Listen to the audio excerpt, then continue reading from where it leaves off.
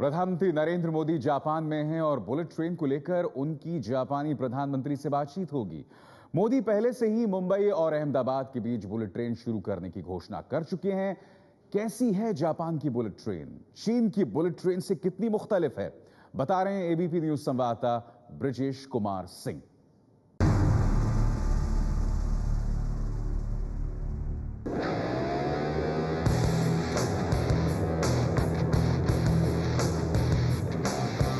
प्रधानमंत्री नरेंद्र मोदी का सपना है कि अहमदाबाद से मुंबई के बीच जल्दी बुलेट ट्रेन चले और ये सपना उन्होंने लंबे समय से देखा हुआ है, खासतौर पे तब जबकि जापान वो 2 बार अपनी यात्राओं पर आए।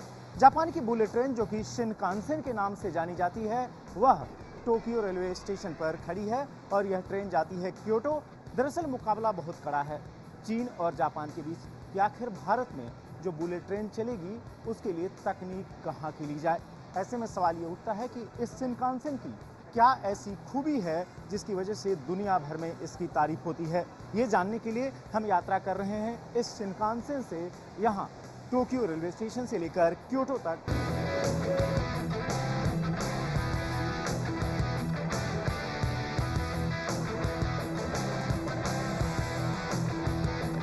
जापान में 1964 में जब शिनकानसेन सेवा की शुरुआत हुई थी तो वह इसी टोक्यो शहर से लेकर ओसाका के बीच शुरू हुई थी और इसी ट्रैक पर शिनकानसेन अपनी अधिकतम रफ्तार से भी चलती है, यानी 320 किलोमीटर प्रति घंटे। जिस क्योटो शहर को हम जा रहे हैं उसकी दूरी टोक्यो से करीब 500 किलोमीटर की दूरी है, उतनी ही दूरी जितनी अहमदाबाद से मुंबई के बीच है, यानी जिस 2 शहरों के बीच भारत में बुलेट ट्रेन सेवा चलाने की योजना इस बार के बजट में भी प्रस्तावित की गई है। और ख़ास बात यह है कि यह शिनकानसेन जो है न सिर्फ रफ्तार बल्कि अगर हम बाकी सुविधाओं की बात करें जैसे कि ऑन बोर्ड इस तरीके से यहाँ पर खाने पीने की वस्तुएं तक मुहैया होती हैं, आप उसके लिए कीमत ज़रूर चुकाते हैं, लेकिन सभी किस्म की सुविधाएँ, यानी कि शिनकानसेन जो है एक तरह की ऐसी 5 स्टार सेवा है जो न सिर्फ रफ्तार बल्कि बाकी सुविधाओं के मामले में भी है। और जापान के ही नहीं लोग बल्कि दुनिया के बाकी हिस्सों से जो लोग जापान आते हैं वह इसका पूरी तरीके से लुत्फ उठाते हैं।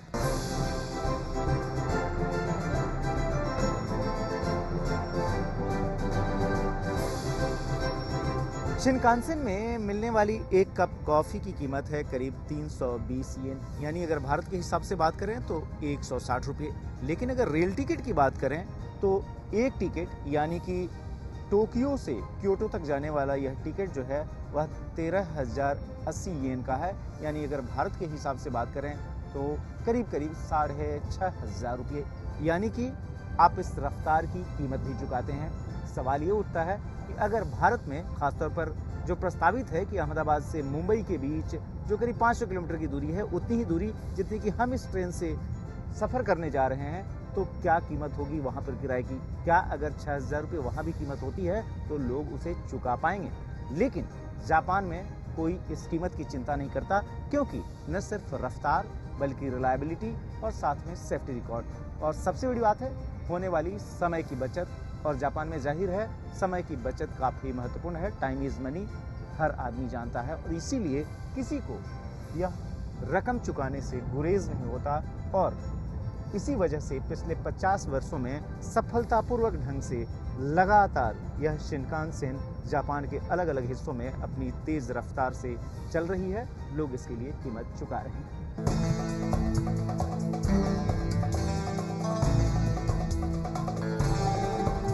शिनकानसेन सेवा में 2 तरह की बोगियां हैं। पहली यह ग्रीन बोगी जो कि एक तरह से कह सकते हैं जो स्पेशल क्लास है वो, और दूसरी सामान्य किस्म की। और अगर देखें इस ट्रेन के कर्मचारी कितने साफ सुथरे स्मार्ट जो कह सकते हैं, यह टीटी है जो कि भारत में जिस तरीके से रेल में टिकट चेक करने के लिए कर्मचारी होते हैं वैसे ही, लेकिन अगर तौर तरीके देखें बिल्कुल आधुनिक, साथ में जो है टिकट चेकिंग के लिए मशीन ही नहीं बल्कि वेंडिंग के लिए भी, यानी कि कोशिश ये है कि हर तरीके से शिनकानसेन लोगों के लिए ज़्यादा से ज़्यादा सहूलियत वाली हो और इसीलिए हर मामले पर पूरा का पूरा ध्यान दिया गया है इस सेवा के अंदर।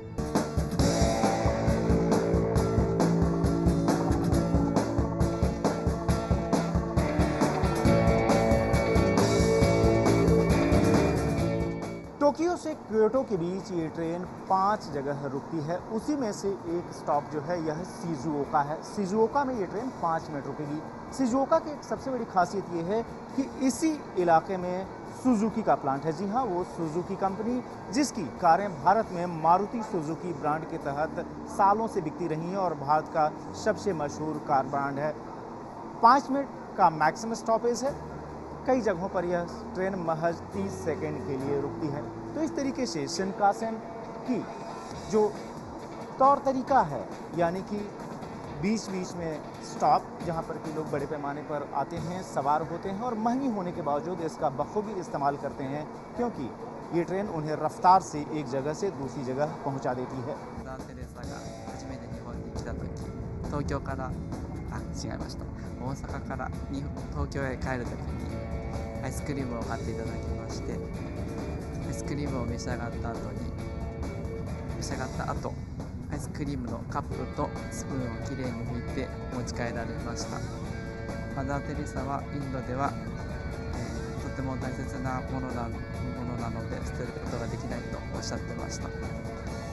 शिनकानसेन में खाद्य पदार्थ बेचने वाले ये शख्स ये बता रहे हैं कि किस तरीके से मदर टेरेसा जब अपनी ज़िंदगी में जापान आई थी और उन्होंने इस बुलेट ट्रेन की सवारी की थी तो आइसक्रीम खरीदी थी, लेकिन आइसक्रीम खाने के बाद से उन्होंने जो कप और जो चम्मच होता है उसको फेंकने की जगह धोकर वापस अपने पास रख लिया सोवेनियर के तौर पर।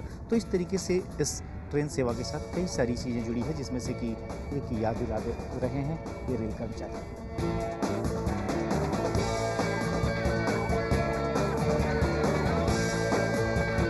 करीब 2.25 घंटे की यात्रा तय करके आखिरकार हम क्योटो शहर पहुंच चुके हैं।